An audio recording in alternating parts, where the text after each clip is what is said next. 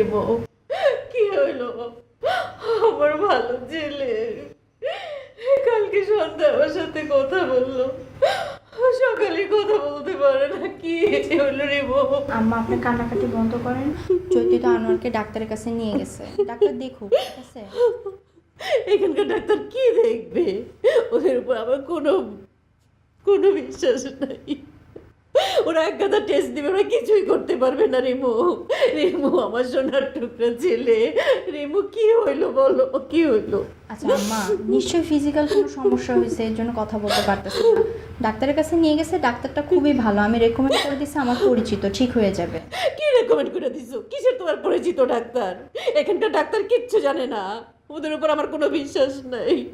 রিমু, রিমু তুমি তুমি ওরে বিদেশে পাঠায় দাও।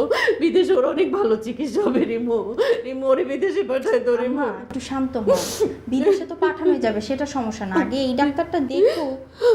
এই ডাক্তার দেখে কি করবে?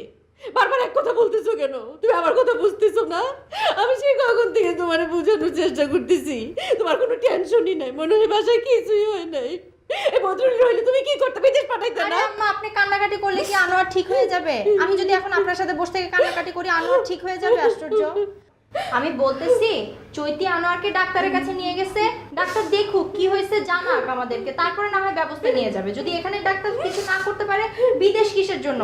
তাকে একেবারে মহাকাশে পাঠানো যাবে, কোনো সমস্যা নাই।